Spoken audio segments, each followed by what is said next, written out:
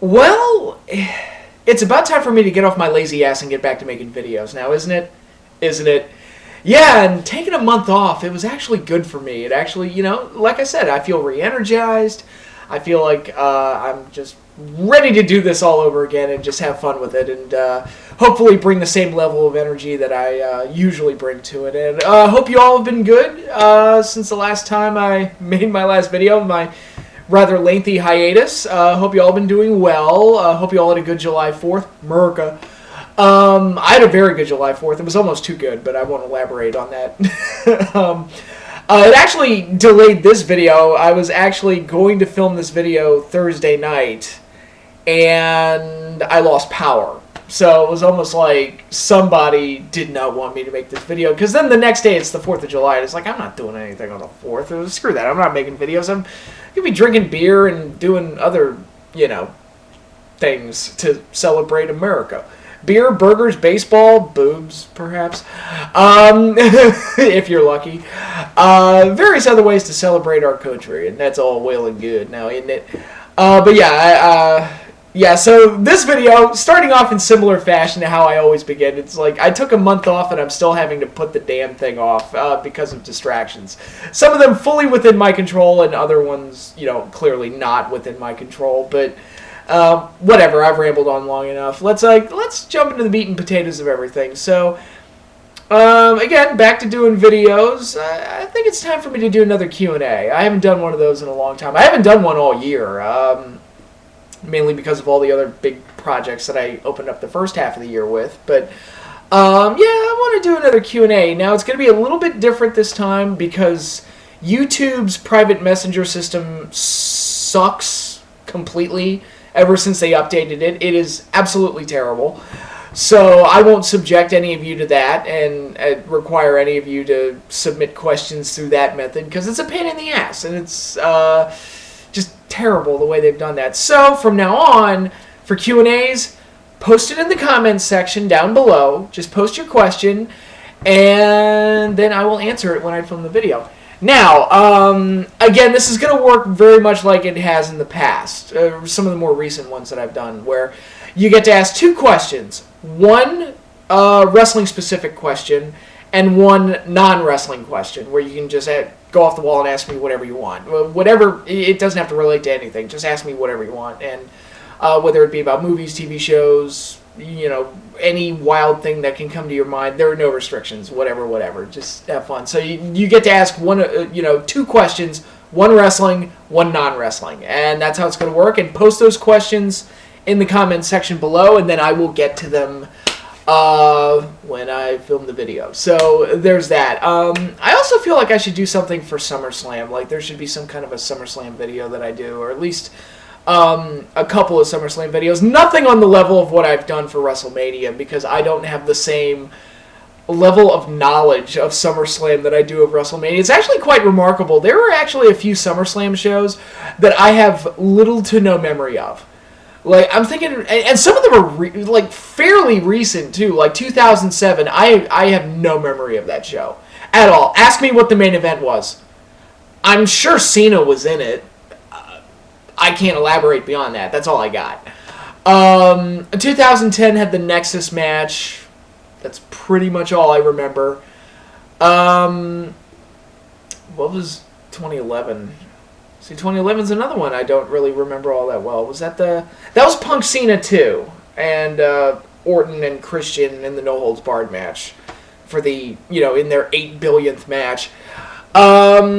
Yeah, so I remember that. I don't know, some SummerSlams just don't register with me the way WrestleMania does, so I don't have the same level of knowledge of that particular event that I do of WrestleMania, but SummerSlam has been a pretty cool event for me and brought me, a lot of good childhood memories. The very first wrestling pay-per-view I ever watched was SummerSlam 91. I've made videos talking about that before.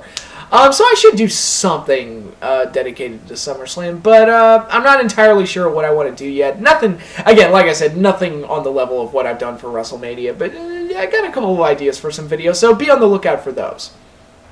Now, before I get into the wrestling stuff, and there is a lot of wrestling stuff that I have to cover, I wanted to talk about a few movies and television shows because I've been prone to doing that lately and whatever, but As per usual, there's a table of contents down below, so if you want to skip ahead to the wrestling stuff, you can feel free to do that. But yeah, I've caught up with a lot of TV shows lately, and caught a few season finales and whatnots and everything. And I just wanted to give my basic impressions over what's been going on with some of those shows. Game of Thrones, excuse me, just concluded their 4th season a couple weeks ago, and I think season 4 might have been the best season so far. I think everything that they did with the Tyrion stuff and the Arya and the Hound and their relationship they had over the course of the season. I don't want to spoil anything. I'm going to try and keep it as spoiler-free as possible. But overall, I just thought it was a really exciting season. They did a lot of big things, especially in the last 2 episodes, even though the second to last episode was basically, if you've seen Lord of the Rings, The Two Towers, try to imagine the Battle of Helm's Deep stretched out for a whole hour, and that's basically what that episode was. But it was still fun to watch. It was still great. So, and the final episode was nuts. I mean, just friggin' insane with all the things that they did. So, yeah, Game of Thrones continues to be an impressive show, and once again, my 2 favorite characters are Tyrion and Arya, and they were really the 2 stars of the season. So, that was good to see, and I look forward to seeing where they go with a bunch of the things that they've set up. So, it should be interesting. 24's had their new season, and I'm going to be honest, I had absolutely no faith that the new season of 24 would be any good. It's just like, nah, it's too long ago. It's, that's in the past. They had their time. It's over now.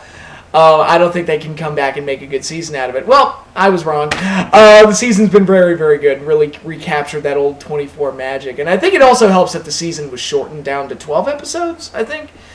Season's not over yet, but they did shorten it, and I think that's given it a faster pace and a greater sense of urgency with everything that's going on. And it's come off really well. And, I forget the actress's name, but the woman that plays Catelyn Stark in Game of Thrones is the villain in this show, and she's actually quite good and quite awesome. And President Heller has actually kind of become my favorite character on the show. And normally I hate elected officials, but President Heller, I really like him while watching the show. So yeah, again, I'm not going to spoil anything, but yeah, the new season of 24 has been surprisingly good. Surprisingly, really, really good. I won't say it's as good as, say, the early seasons like 1 through 3, or I think season 5 was the one that was the one that I really liked, I think. Again, I don't want to give away clues because I don't want to give away spoilers, but the earlier seasons of 24 were very, very good. And season 9 is kind of, while maybe not as good as those, it's still like pretty damn good in its own right. So that's definitely cool to see. And another TV show, Legend of Korra, just had their debut. That show just had its season debut a couple weeks ago, and I've only seen the debut. I need to get caught up on the rest of it, but they did show 3 episodes the night of the debut, so I got a pretty good sense of what they're going to do with the show and where it's going and everything that they're doing. And overall, I have to say, it's already drastically improved from season 2, because season 2 was... I liked where it ended, and I liked some of the bumps along the way, but there were some rough patches there where the writing was just not very tight, and it didn't help that the villain was boring as hell. But season 2 was the first time since I'd been watching Avatar, the original show, season 1, 2, and 3, and season 1 of Korra were all very, very good. And this season 2 of Korra was the first time I felt like there was a decrease in quality. Or like a significant decrease in quality. But so far, based on what I've seen, season 3 is setting up some really interesting things with airbending being introduced back into the world in a very unique and interesting way. And the way season 2 ended is having a bigger impact on the world as a whole. And they're doing some interesting things with that. So it's so far so good with the season. So far, I'm really liking it. So...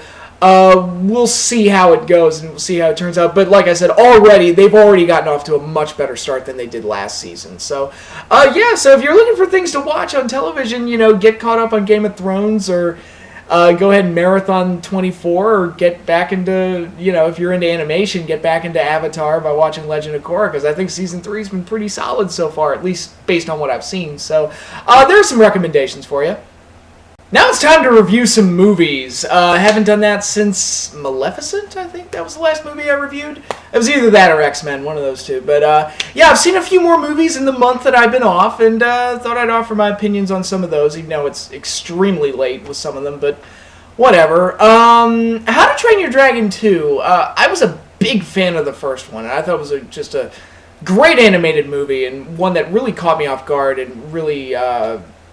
it's just really impressive, from the animation to the story to the characters to the imagination that was used in creating the world and all the different dragons and everything.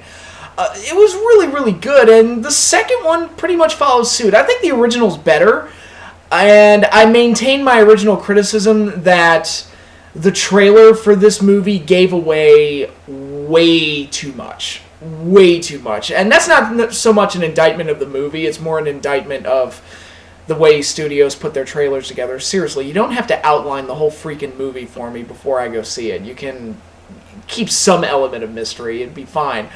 But, I mean, it's not as bad as, like, say, Carrie, or the remake of Carrie, which is a movie that never should have been remade anyway, but that trailer gave away basically the entire movie, so why even go see it? Piled on top of the fact that everybody has seen Carrie anyway, but... there's no reason to go see a remake. But, with all that said, How to Train Your Dragon 2, again, it pretty much follows suit. All the creativity is there. The action, the visuals, the characters, it's all there. And the story is engaging. And very good. 3D adds nothing, but that's just a personal opinion. I saw it in 3D, and I don't see many movies in 3D because I just don't see the appeal in it. It just doesn't do anything for me, and it doesn't necessarily add to the experience for me, and it didn't here. And to me, that's not an indictment of the movie. It never has added anything for me. I don't see the point, and I just don't look for that kind of thing when I watch a movie. But I did think How to Train Your Dragon 2 has everything you liked about the first movie is here. And if you like the first movie, you'll like the second one. And I think it's good enough to stand on its own. It doesn't feel like a rehash of the first one. So, DreamWorks did a really good job with that one. I also saw Edge of Tomorrow, which was that Tom Cruise science fiction film, and it was not bad. It wasn't great. It wasn't a classic. But I wish there were more movies like it. The reason I say that is because this movie was less than 2 hours long. I think it was 1 hour and 40 minutes. And that was actually kind of refreshing. It was nice to see a movie that tried to keep the runtime at a reasonable length, because so many movies nowadays are just way too long. And wait until I talk about Transformers 4. I'll get into that, but I don't know. Peter Jackson and fucking James Cameron, I mean, they ruined everything. I mean, yeah, they made great movies. Lord of the Rings, love it. Alien, Terminator, love it. All that, well, Aliens, not Alien, but James Cameron made some great shit, and it's great. And Peter Jackson, love you. You made Lord of the Rings, that's fine, but why do all your movies need to be unnecessarily long? Like, when the story doesn't call for it to be that long. And all the other movies that come out these days are following suit. You get all these 2.5-hour movies that really don't need to be that long. And pacing is becoming somewhat of a lost art. And handling what I call economy of time and telling the story and keeping the pace going without bogging it down with exposition or just dragging and just taking too long. And Edge of Tomorrow was a nice attempt at that. The story's engaging. I mean, it's basically Groundhog Day meets Warcraft or StarCraft or something like that, but it was fun to watch.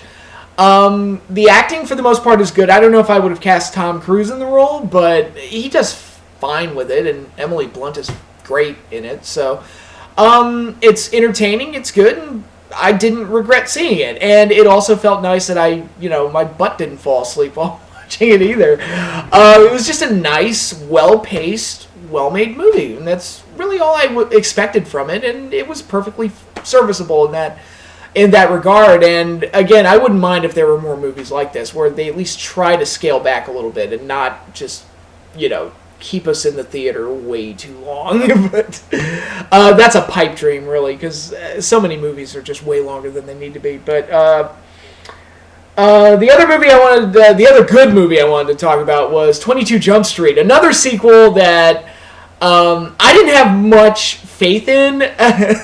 I went into that one thinking, all right, guys, the first 21 Jump Street was awesome. It was very funny, caught me by surprise, but come on, there's no way a sequel's going to work. I think you're pushing your luck here. Fortunately, what the sequel did is that they worked the movie to basically make fun of the fact that they're making a sequel to a movie that shouldn't have a sequel. So they're really being kind of cynical about, like, yeah, we're making a sequel and it's completely dumb, but we're going to get laughs out of it anyway. And they get a lot of humor out of that concept of just making like a completely pointless sequel. And it's really funny and really entertaining. And again, it has all the good things that were good about the first movie. Again, I like 21 Jump Street more, but 22 is pretty damn good. And Jonah Hill and Channing Tatum have great chemistry, and a lot of great comedy comes out between them. And Channing Tatum deserves a medal for being like the most improved actor ever, because anybody who saw him in G.I. Joe Rise of Cobra thought, oh my god, this guy is awful. And then, I don't know what happened, but he became one of the most charismatic guys in Hollywood. And now, whenever he's in a movie, I just kind of go, oh, I'll give that a chance, because I like him now. He won me over. So, and 21 Jump Street was the first movie where I watched him and I thought, hey, he's actually likable and he's funny. And that's exactly what they did here. And again, if you're looking for good laughs, 22 Jump Street is the way to go. And stick around for the end credits sequence. That might be the funniest part of the movie. Just letting you know. Again, I'm not going to spoil anything. One other movie that I have to talk about, Transformers 4, which had the largest opening weekend of 2014. Now, I love the Transformers. I grew up in that time period. I grew up with the Generation 1 cartoon. Optimus Prime was one of my heroes as a kid. I love the Transformers. I adore them. I love the whole mythology. I read the comics. I watched most incarnations. I watched Beast Wars. I even sat through Beast Machines, which a lot of fans hated. I didn't think Beast Machines was that bad, even though it did have some pretty big pills to swallow if you're a Transformers fan, but I stomached it, I like the Transformers, basically. And so I enjoyed the first movie for nostalgic reasons, and as far as giving me something nostalgic that I could enjoy, I thought the first movie did its job just fine. It had a little bit of a Spielbergian aspect to it. Yeah, there were some Michael Bay-isms, like Bumblebee peeing on a guy and a masturbation joke or whatever that just didn't need to fucking be there. But overall, I thought it was just a fun popcorn film that gave me some of those childhood feels again, because I got to see my hero Optimus Prime, fight Megatron and all that stuff. And it was great. It was fun. So no harm, no foul. I enjoyed the first Transformers movie. Then you get the second and third one with the racism turned up to, 10. The length of the movie stretched out way longer than it should. The immature jokes just piled one on top of the other. You had one character that was one of the Decepticons was a slut, a Decepti-slut, and just all these other wacky things. Devastator had testicles. You had Kim Jong in the third one being as obnoxious as you could possibly be. It was just a lot of really, really weird and stupid things. And I laughed at it, and I like bad movies. I like enjoying, bad, stupid, horrible movies. And those were two movies that were so inane and so ridiculous and so just crazy that I got a laugh out of them. Okay, fine. I can live with that. But even at this point, we get to this fourth movie. People, America, if you like these movies because in an ironic sense, it's so bad it's good, or if you like it for the reason that I like the first one, where it's nostalgia, or if you're just a 13-year-old boy that's just into watching stuff explode, I understand all of those reasons for liking these movies, but for the love of Christ, it's the fourth movie.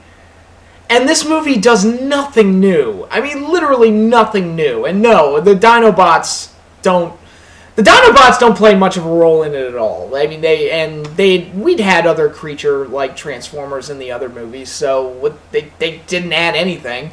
It didn't make a difference. And it's the same goddamn thing, even without LaBeouf. And this movie, the fourth one, in a weird way, is both the best of the sequels and the worst of the sequels at the same time, because it cuts out, like, the racism and the immature jokes, and we lose Shia LaBeouf, which, awesome.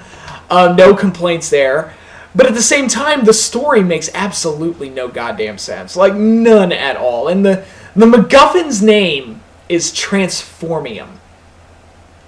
It's almost as if Michael Bay is daring us to hate him. It's... I didn't think anything could top Unobtainium from Avatar, but good for you. You did. It makes me wish there was a periodic table of bullshit cinematic elements. Like, you'd have the... what was the one from Iron Man 2 that they... I forget what it was called, but the bullshit one from Iron Man 2, Unobtainium from Avatar, and Transformium from Transformers. It'd be hilarious. It's... food for thought. Anybody who actually wants to put the damn thing together, go ahead. You can steal that idea. It'll be fine, because I don't have the time to make it. But, I mean, this movie was just... And again, it's a stupid story that doesn't make any sense. Okay, I could live with that. I could even live with that. Why the fuck is the movie 2 hours and 45 minutes long? There is no reason for this movie to be as long as it is.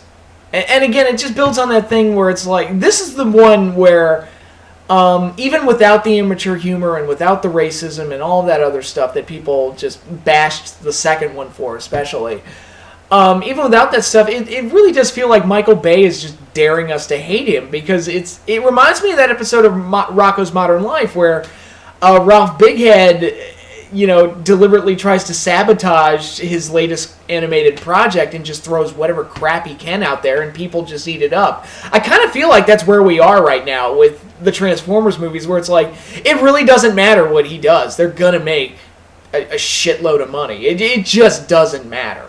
It doesn't matter at all, and that's where we are with these movies. And Transformers 4, guys, I can tell you right now, you've already seen the movie. If you saw the first one, if you saw the second one, or if you saw the third one, if you saw all three of them, or if you only saw one or two of them, I guarantee you've already seen the fourth movie. Don't waste your money on it. You'll get nothing new out of it. Nothing at all. And I'm just saying, look, we've had our fun. We had our fun. We had our laughs. And it was amusing for a while. Guys, can we let this fad die? I know we live in a day and age where nothing dies, and no matter whether it's good or bad, doesn't matter. It won't go away. Simpsons, I'm looking at you. Guys, can we just let this thing die? Just please. We're done. I'm done. And you're... Okay, I have Optimus Prime on my shelf. I love the Transformers. I can't make that point any more obvious. I will gladly pop on the 1986 animated movie every day and never get bored with it. I love that movie. It's one of my favorite animated movies of all time. But guys, let it end. It's over. There's no new material here. There's just nothing.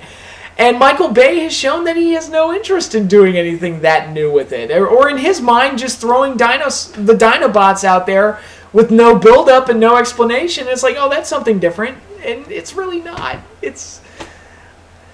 Again, I don't get it, but you got other movies to look forward to this summer. Guardians of the Galaxy is coming out. I'm looking forward to that. Expendables 3, I'll be sure to see that, just, again, for nostalgia. My undying hero worship of Sylvester Stallone. And, yeah, he made Rocky and Rambo. As far as I'm concerned, the man is awesome. You can throw Tango and Cash and Stopper My Mom Will Shoot at me all you want, but he made Rocky and Rambo. That's good enough for me. And anything with him in it, I'll at least give it a chance, believe it or not. Maybe that's weird. I don't know. But you got that.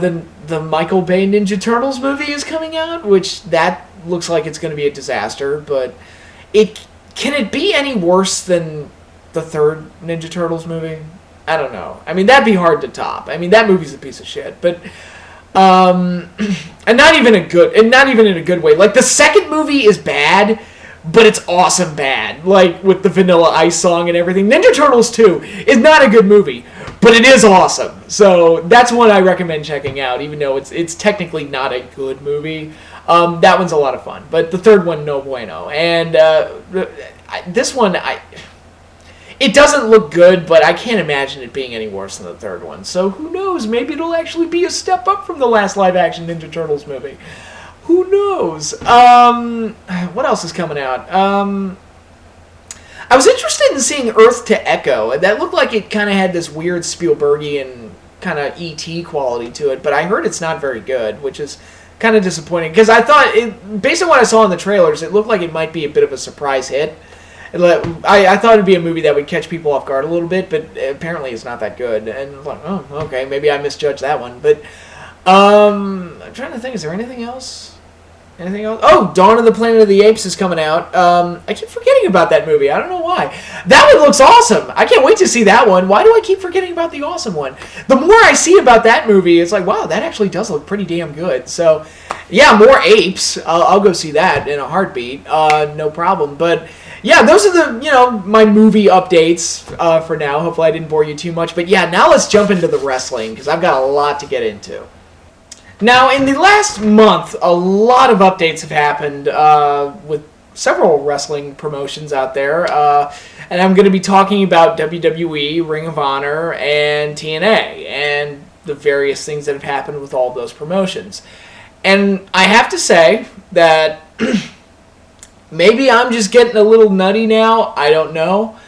Most of what I have to say is actually going to be positive, even with TNA, believe it or not.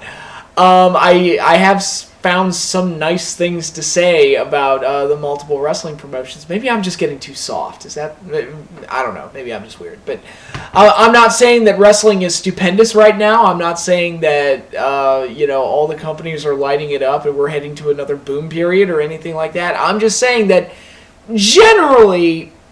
I enjoy most of what I see or most of what I hear or whatever.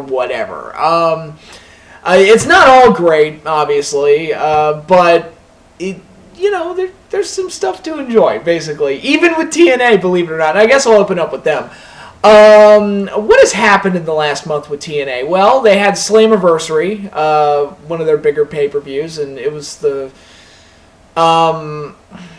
I decided to watch it I just out of morbid curiosity, I think, because I just wanted to see, it's like, all right, what are they going to do? Because they've been through so much through the roster depletion and just the quality of the show just skyrocketing down into the ground. Skyrocketing wasn't a good word because that normally means up. But no, it just like nosedive. That's what I was looking for. Nosediving just as fast as you possibly could, just smacked into the ground. Like, the quality of the show had just dropped tremendously to the point that it was unwatchable. And I was just curious about Slammiversary just to see what they could pull off. And overall, it actually was not a bad pay-per-view. It was probably the best pay-per-view they could have put on, given the roster that they have, given the fact that Eric Young was their champion going in, and given the fact that their roster is just depleted, and the build-up into this pay-per-view had just been weak, just by virtue of the fact that the television shows are unwatchable.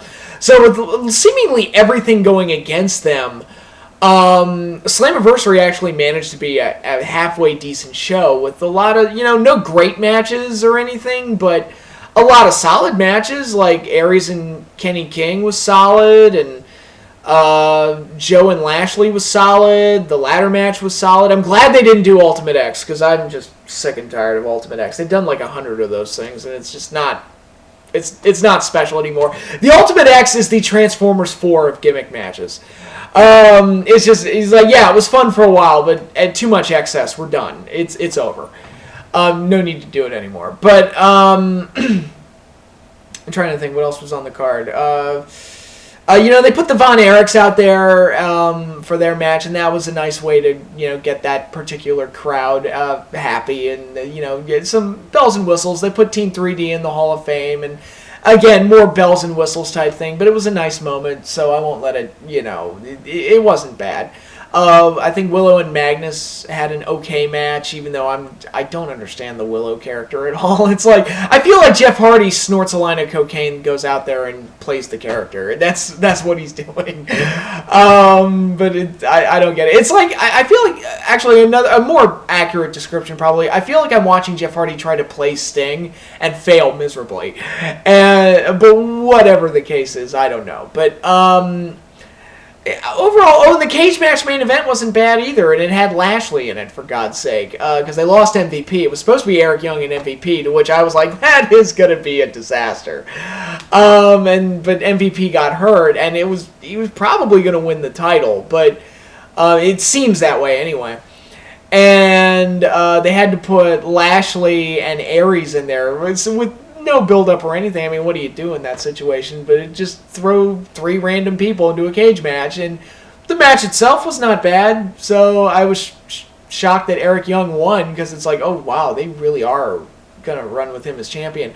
Of course, then Impact, he loses the title, but I'll get to that in a minute. But overall, Slammiversary was not a terrible show. It was not a great show by any means, but it was not a terrible show. And TNA, for a while, the last couple months or so, not terrible is good for them. So I decided to start checking out Impact again. And Impact, again, not great. I'm not going to say it's great.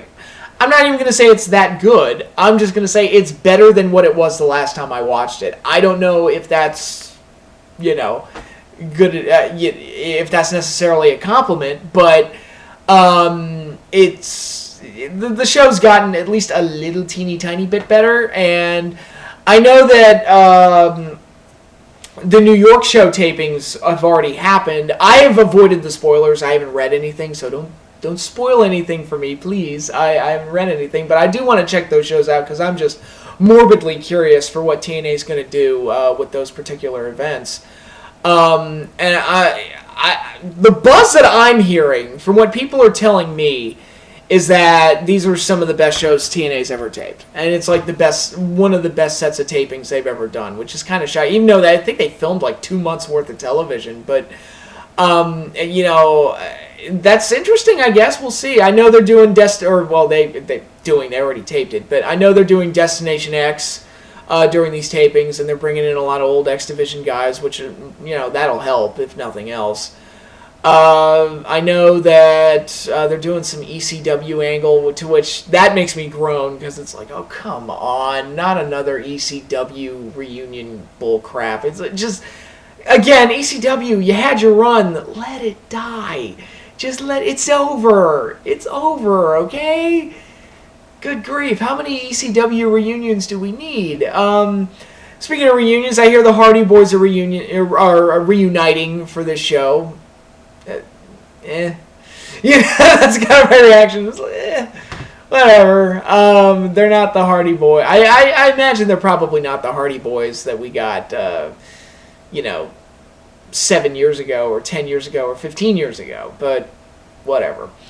We'll all see. But apparently, like I said, the buzz coming out of the show is very, very good. So I think having Kurt Angle as the guy in charge, the authority figure, is actually helped a little bit, because having 2 heel factions run the show was just getting a mess. It was just a mess and just confusing, and I didn't give a shit. So I think having Kurt Angle kind of be the main guy in charge kind of at least helps it a little bit, and makes it a little less confusing, a little bit less of a mess. And I guess I should talk about Lashley is the new TNA champion, which should make me laugh, but he's actually in some ways a step up from Eric Young. And again, I don't want to hate on Eric Young. I really don't. I like EY, but I like him as a comedy popcorn guy. He should not be main eventing. I'm sorry. That's especially after almost no build up to get him to that spot. It was just a mess. And I'm not saying Lashley's a great choice, but maybe he's a good transitional choice, perhaps. I don't know. I don't know who they could have beat him for the belt. That's another thing. Who do you put the belt on at this point that would make sense storyline-wise? I couldn't tell you. There aren't a whole lot of good options. I mean, you could say Bully Ray or Bobby Roode or Austin Aries or those guys, but it's like, yeah, but they've already been the champion. Is there any way in this situation that you can create a new champion that would actually make sense and be good. I don't know. They'd have to try really hard, quite honestly. So, I mean, yeah, Lashley's their world champion, which is kind of laughable, but at the same time, what do you do? I don't know. They should have never put the world title on Eric Young. I think we all can agree on that just about, and that was a mistake, but hopefully they're able to kind of clean up their mess and make that work. I don't know. But the six-sided ring is coming back, to which I say, so many people get into like large discussions about the six-sided ring, and TNA should have a six-sided ring because it makes them look different, or they shouldn't do it because pro wrestling's supposed to be in a four-sided ring and that's the tradition or whatever, blah, blah, blah, blah, blah. Personally, I remember in 2004 when they were debuting the six-sided ring, and I thought, I'm going to hate that. That just sounds stupid. After watching it for a few shows, I didn't even realize it was there. So maybe I just have a small attention span, but that type of thing just never bothered me. And I'm more concerned with the writing and character direction and storyline direction. I mean, and building matches that I actually want to see.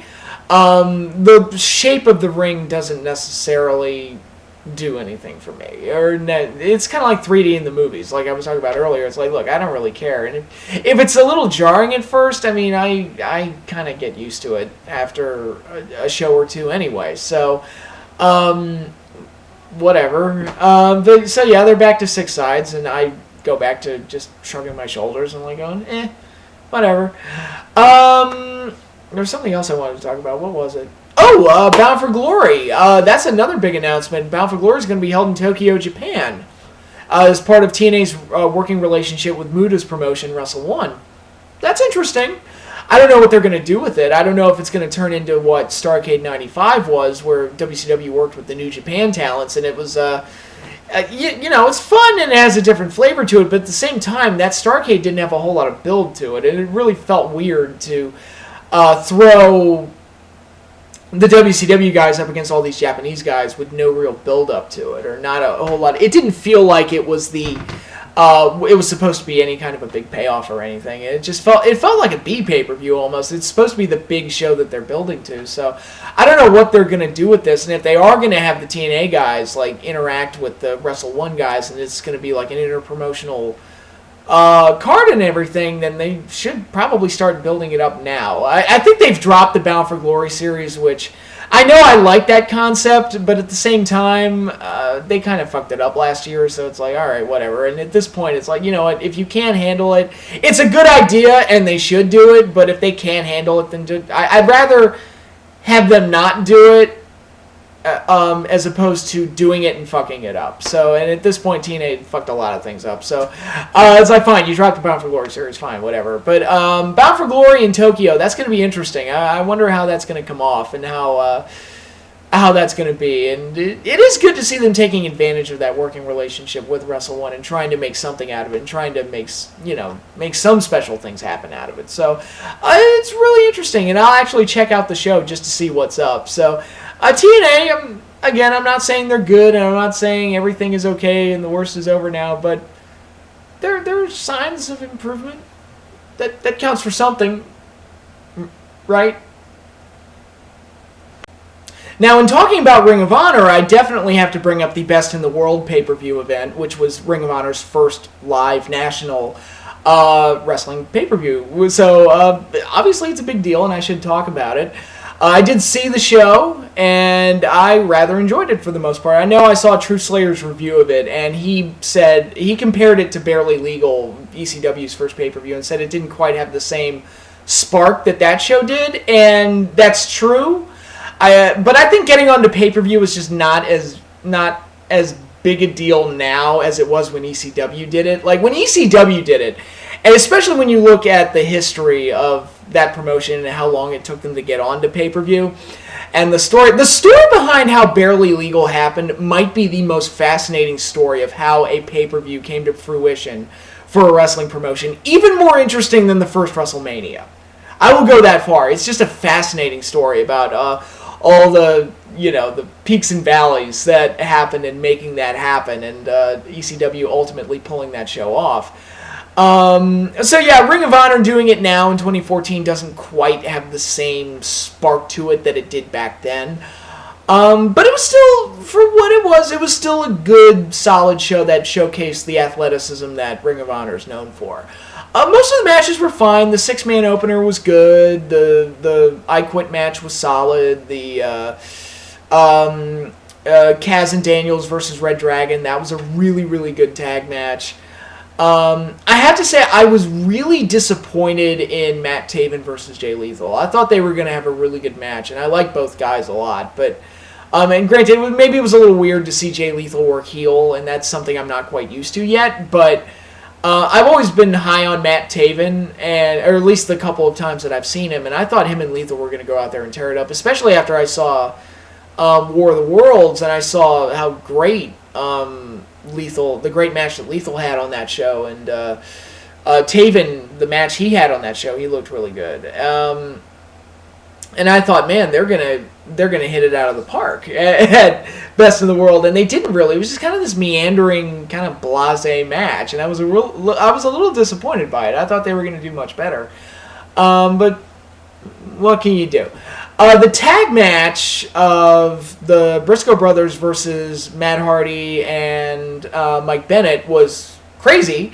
It was, just senseless insanity, really. But it did give the fans, the heels got their comeuppance in a way. And with all the crazy hardcore stuff going on and some of the big bumps they were taking, Matt Hardy actually, he took some good bumps in that match. I'll give him credit. But it was a fun match from that point of view, and even if it was a bit chaotic and not everything made a whole lot of sense at points, it was fun to watch. So that was fine.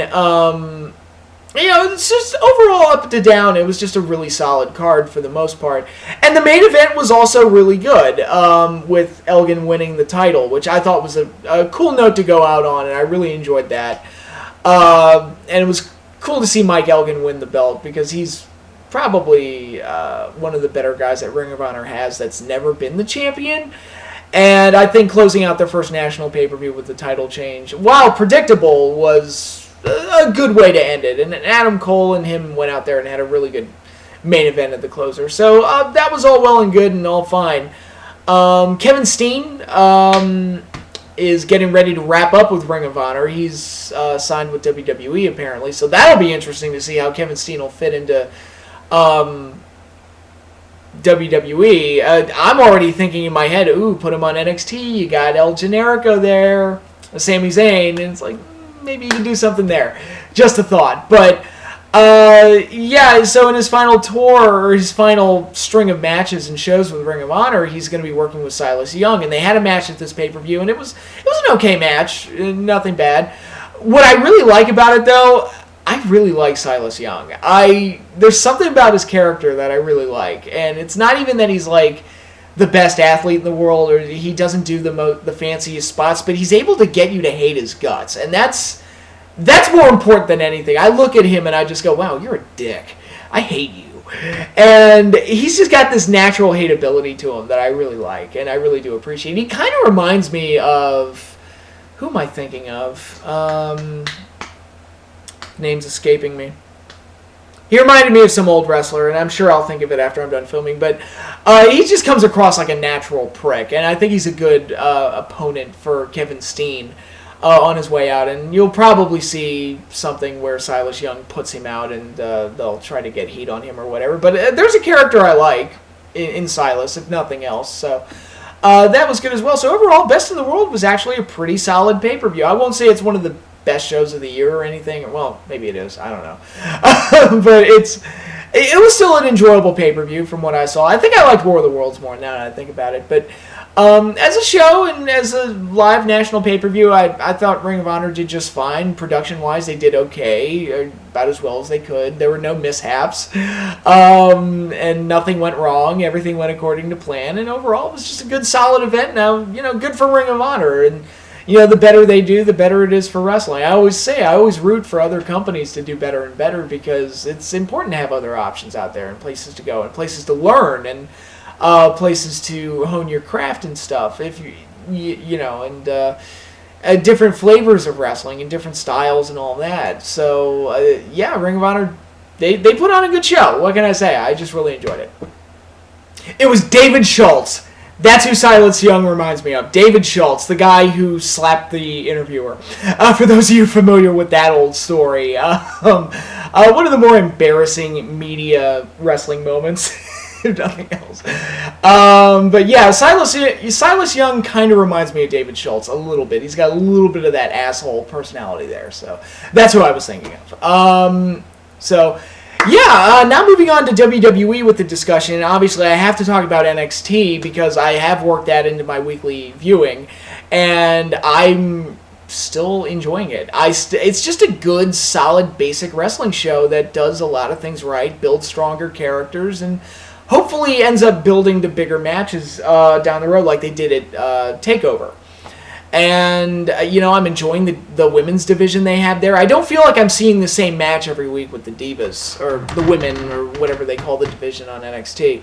I feel like they actually have like a deep division of girls that they cycle in and out. I don't feel like I'm seeing the same match every week, which that's nice. The Tyson kid heel turn kind of freshens things up, because really it feels like Tyson, Sammy, Tyler Breeze, and Adrian Neville are the top 4 guys, and I think turning Tyson heel and having him work with Sami Zayn gives them something to do, and hopefully create some good character builders there, and that kind of sort of frees up Adrian Neville to work with Tyler Breeze, and they can do that title match. So I think that's good. The comedy they do on the show is shockingly good.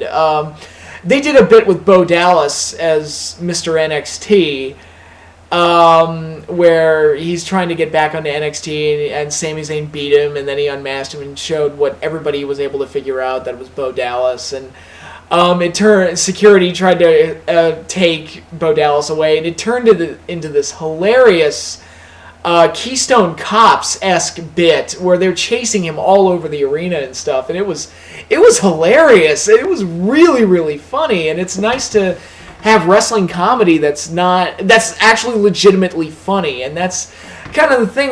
When I yelled at the WWE and said, "Look, that's not funny, don't do it," I'm not coming from the point of view that there should not be comedy in wrestling. There absolutely should be comedy in wrestling. I like comedy. I like to laugh. And I like to laugh at wrestling stuff when it's actually legitimately funny. I still say to this day, one of the best comedy skits the WWE ever did was when they put the Mountie in jail at SummerSlam 91. I still laugh when I watch that. I like to laugh, and if you actually do the comedy well, it's great. And you have Bo Dallas playing this character to the hilt that everybody loves to hate, and you have all these cops chasing him around while he's crying like a bitch. It was hilarious, I thought. And speaking of funny, and maybe I'm just weird, I think the Vaudevillains are hilarious. Maybe I'm just weird, but it's nice to see gimmicks that I actually kind of think are funny. And it's something different. And the 2 guys playing it, Aiden English and God, the other name is slipping, but I'm sure I'll post the other guy's name, and I'll feel stupid later. But they're playing the characters to the hilt, and it's just really funny, and it kind of reminds me of the duo on Family Guy, Vern and Johnny. And fans didn't really like that. Family Guy fans didn't really like those characters. I thought they were funny, and fortunately they killed them off before it got too annoying. But I don't know. I think the bit's funny. I think the gimmick's funny, and it's nice to have another tag team with its own unique look and personality, and I do think they're funny. What else do I like about NXT? The commentary is still solid. I like Renee Young at the booth, actually. I like Alex Riley. It's just, I like pretty much everybody that sits at the booth. It's not... Again, it's nice not having to listen to Cole and Lawler and JBL yell about inane crap for 3 hours. It's just 1 hour with this group of people, they're solid. I'm completely fine with that. There's nothing wrong with that. And it's nice to have commentary that's not annoying. So that's part of it still fine. And Tyler Breeze, I still look at him... He's the guy. I think he's the guy they should end up building NXT around. I think he's the most fully realized character, and his work as a wrestler is still pretty solid, based on what I've seen. I know a lot of people didn't like the match he had with Kalisto, but I thought it was fine. I thought it was a decent, solid match. I don't know what everybody... Apparently it was because he kept locking in headlocks. And I was like, no, it was a strategy. He was trying to keep the high flyer grounded. That's what he was doing. He adjusted his strategy to the person he was working with. Oh no, what a crazy idea. Wait, not everybody wrestles everybody the exact same way? What? Crazy. But Tyler Breeze is just a source of entertainment. The commentary he provided during the RVD Adrian Neville match was, I thought was funny, and I think the character's great. I love the music video that he did. I think Tyler Breeze is the guy to build the show around. Adrian Neville right now is a good placeholder champion. It's like, good, you're a great athlete, and you had those good matches with Tyson Kidd, and you got the big win over RVD and everything, and you know, the match itself was whatever. But great athlete. Decent look and everything. Okay, fine. You're fine for now. But eventually, as they're slowly building up Tyler Breeze, eventually Tyler Breeze has to beat him for that belt, I think. When they do that match, I think Tyler Breeze should absolutely go over. And I like Adrian Neville. He's not the guy that I would consider like the crown jewel of the brand. He's just kind of, like I said, he's a transitional champion in my eyes, a placeholder. He's just a guy that's like, yeah, while we're building up Tyler, you're going to be the guy that's holding the belt. And we're going to build you up and make you look good in the process, but all with the end goal of getting that belt onto Tyler Breeze so that when he does win it, it'll actually mean something. And so, yeah, NXT, it looks like they're setting up some good things. It looks like they've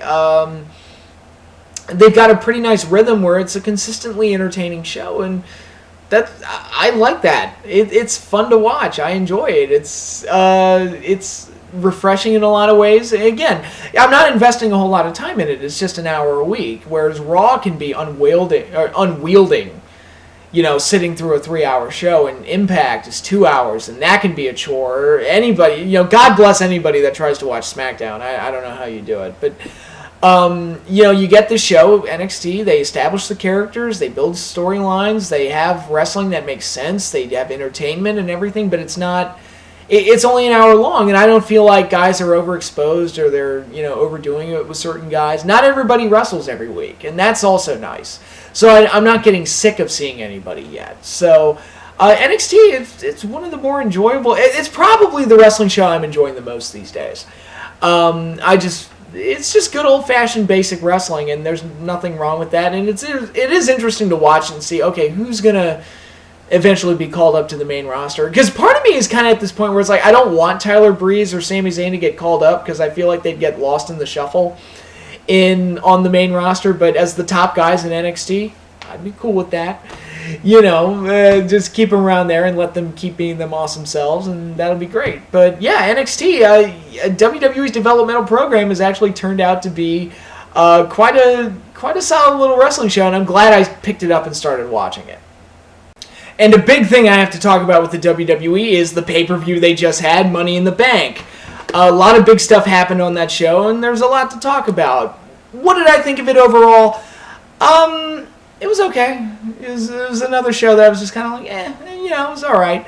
The big thing I really liked about it, my favorite part of the show, was the briefcase Money in the Bank ladder match. I thought that was, it was one of the better Money in the Bank ladder matches for this reason. The Ambrose and Rollins rivalry gave it a nice storyline focal point and a nice emotional core to the whole thing. And both guys came off looking like even bigger stars when the match was over. And because people were so invested in the rivalry between those two, it kind of elevated everything else around them to where everything that happened in the match was intriguing or interesting, and you wanted to see how it would all play out. Granted, Kane interfering and helping Rollins win at the end was overkill, but I did think the feud carrying over into this match and playing into it as well as it did really made that briefcase ladder match pretty awesome and made it stand out a little bit over the other Money in the Bank ladder matches. Because after a while, those matches do start to run together, but this one kind of stood out, and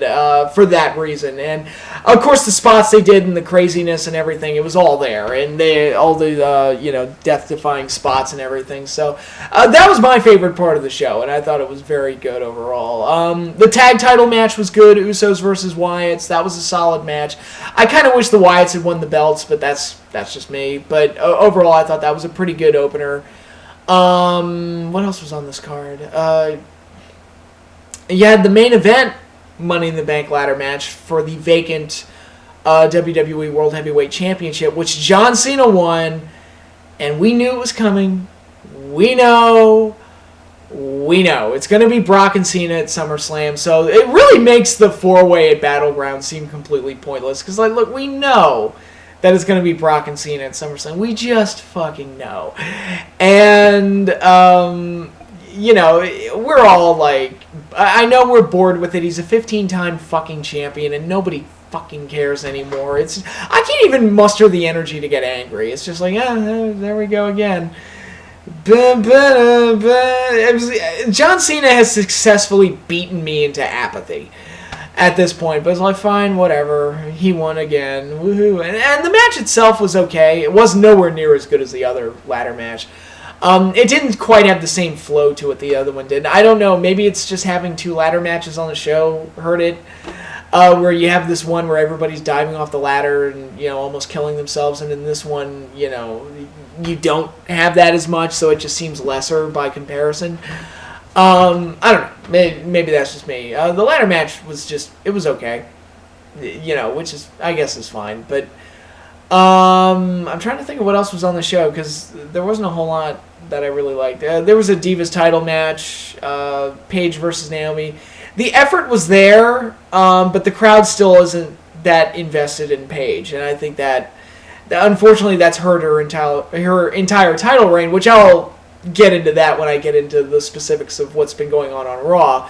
But that was just there. The Damian Sandow Adam Rose match, what the hell was that? Sandow's whole gimmick of I come out in a different costume every week is really getting ludicrous. And Sandow's a great performer, and he makes parts of it funny, and good for him for doing that. But it's still not. It's a gimmick that we've seen before, and he deserves better than that. And it gets old after a while. You're not going to get much longevity out of it. And Adam Rose, those vignettes were funny, and I think the performer's funny, but unfortunately he's kind of gone the way of Fandango, where it's just, it's just the entrance, and that's it. And that's all they ever do with him. And, it's not really getting over. So, it kind of like what I feared would happen to Adam Rose has kind of happened. I don't even remember the rest of this card. Is that sad that that's all I remember? I don't know. I know there was also a tag match. Rybaxel versus the newly revamped Rhodes Brothers team of Goldust and Stardust. And I guess now I'll take the opportunity to talk about Stardust. This match was filler, but it was okay for what it was. And, fine, whatever. I like Stardust. And I kind of figured that this may be where they would go with Cody and the problems he was having with being Goldust's partner and everything, that they would try and reinvent him and give him a gimmick akin to Goldust.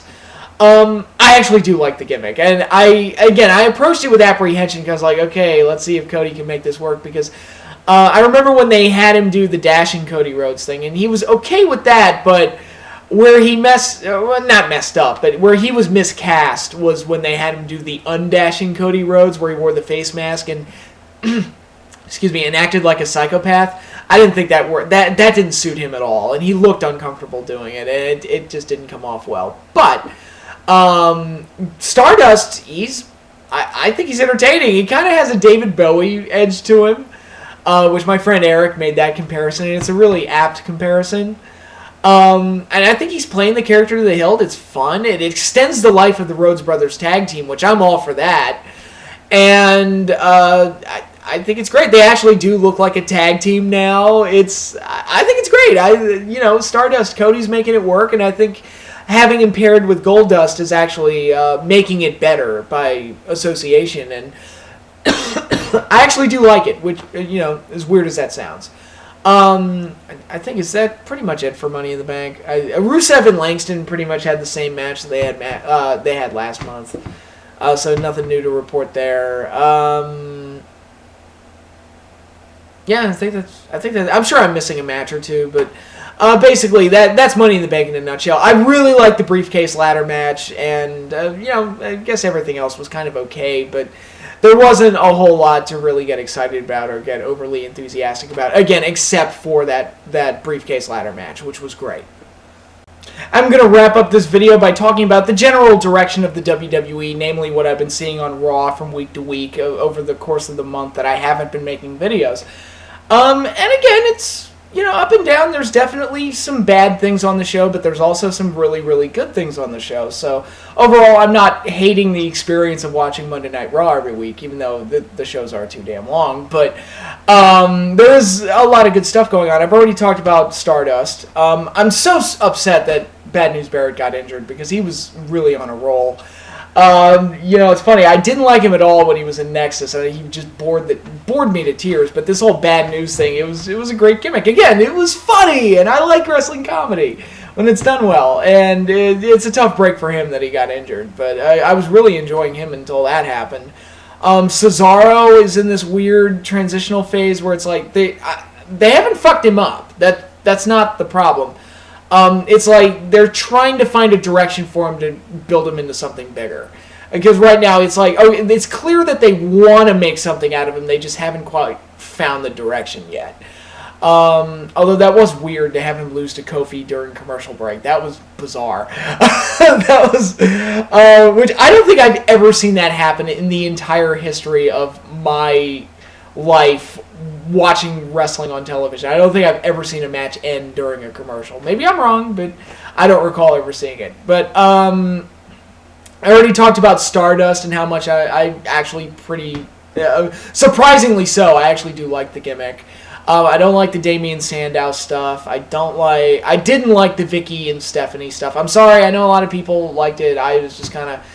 I'm just sick of Vicky at this point. Is she really gone this time? Is this one for good? I hope so, because I'm sorry, I just don't like watching her on my TV. She's annoying, and the whole excuse me thing is it's just irritating. It doesn't work for me. I've actually, I got caught up on Adventure Time. And it's a great show. It's a great cartoon, but any episode with the Earl of Lemon Grab, I've gotten to a point where I pretty much skip it. Like, if I know that he's going to be in it, I pretty much skip it, because he's just too annoying. And all he does is he shrieks and complains and yells, and everybody hates him, but it's like, yeah, but he's annoying, and it makes me not want to watch. So, Vicky Guerrero, to me, is the Earl of Lemon Grab of wrestling characters. I just never cared. And the whole thing they did with the mud pit and everything is like, I don't give a fuck. I don't care. But whatever. I've ranted long enough. Rusev hasn't really been doing it for me. And I've talked about it before, how I'm just not a fan of anti-American gimmicks. I think it's trite. And a lot of this, it feels like somebody in creative watched Rocky IV and thought, we should make a wrestling character out of that. I just don't find the character to be that interesting. It's not even really a problem with him. A lot of the things they've done with him are actually a good way to build a monster. Winning squash matches the way he does, and just being this dominant presence that overpowers everybody and wins all the time, and has the manager do all the talking for him. A lot of the basic mechanics of handling a big guy are there, and they do that stuff well. The problem is that it's under the umbrella of this anti-American gimmick that I just don't really understand. Although on Raw this week, when they had Jack Swagger turn face in a very natural way to feud with Rusev, I thought that came off extraordinarily well. And I like it when stuff like that makes sense. You have this character that talks about how much he loves America, but everyone hates him because he's a bigot. And then they kind of flip it around and make you root for the bigot in a way. Because he's on America. Because even though he's an asshole, he is on America's side. So he's going to, it almost makes me wonder, it's like, where the hell has Zeb been all this time? While Lana and Rusev have been talking crap. But That I like it when they're able to craft situations like that where the character does something and it doesn't seem out of character at all. Like, they literally turn Zeb Coulter and Jack Swagger face by doing just a perfectly natural character thing. And that's really cool when you can pull stuff off like that. So that came off well. What else? Bray Wyatt's going to be feuding with Jericho, who just returned this week. Which, by the way, I have to make this point.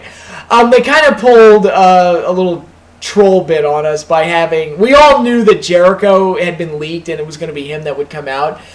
So for the segment, they opened up with The Miz and his return, and as kind of a way to kind of jab us a little bit before Jericho came out.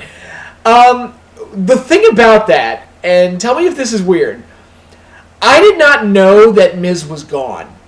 I thought he was off on main event jobbing to guys, or he was on SmackDown jobbing to guys. I did not realize that Miz was actually off TV. I don't know if that just means I'm stupid or if that means that Miz just doesn't leave much of an impression on me. I don't know, but I was just like, wait, Miz has been gone for 3 months? When? Okay, sure. But yeah, Bray Wyatt's going to be working with Jericho, and I think that's a good feud for him, coming off that just stupid Cena feud that I could not wait for that to be over. But it gives him a big name to work with, and hopefully they're able to turn something good out of it, and Wyatt's able... I would hope that Jericho would put Wyatt over, but we shall definitely see. So that could be a good feud, and I mentioned I like their match at Money in the Bank. The Usos and the Wyatts typically have been having good tag matches, and the stuff that they have building up the title match, generally they have good matches, and that's a good thing to see. It's nice to see good tag matches, even if it is just the same two teams working with each other all over again. It is still nice to see. What else has been going on in Raw? AJ Lee came back. There were a lot of returns on Raw this week.